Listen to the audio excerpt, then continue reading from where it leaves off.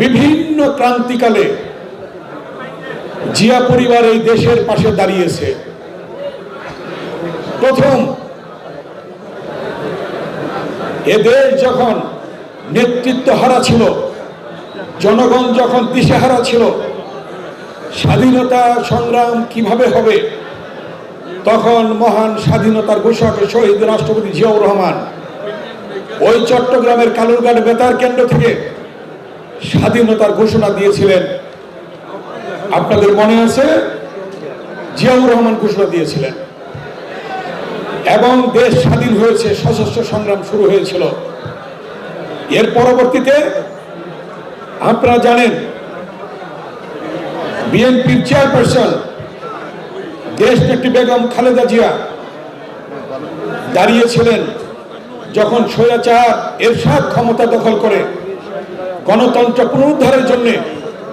বেগম খালেদা জিয়া দীর্ঘ 9 বছর আপসীর নেতৃত্বের মধ্য দিয়ে এবং ছাত্র গণ অভ্যুত্থানের মধ্য দিয়ে দেশনেত্রী বেগম খালেদা জিয়ার নেতৃত্বে এদেশে গণতন্ত্র পুনঃপ্রতিষ্ঠা হয়েছিল। তার পরবর্তীতে আপনারা দেখেছেন দীর্ঘ 16 বছর স্বৈরাচারী ফ্যাসিস্ট হাসিনার বিরুদ্ধে আন্দোলন করে জনাব তারেক রহমানের নেতৃত্বে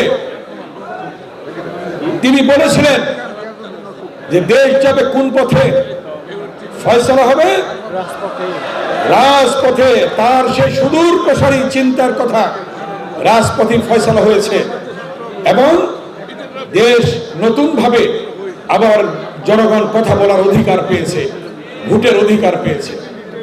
আপনারা জানেন শহীদ রাষ্ট্রপতি জিয়াউর রহমান দেশকে একটি আধুনিক বাংলাদেশ, একটি স্বনির্ভর বাংলাদেশ করে গড়ে তুলতে চেয়েছিলেন।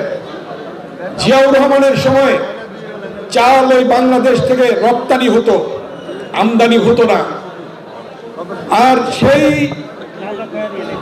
বক্তব্যকে বুকে ধারণ করে বিএনপির ভারপ্রাপ্ত চেয়ারম্যান জনাব তারেক রহমান বলেছিলেন একটি উদ্যোগ, একটু চেষ্টা এনে দিবে সচ্ছলতা, দেশে আসবে স্বনির্ভরতা।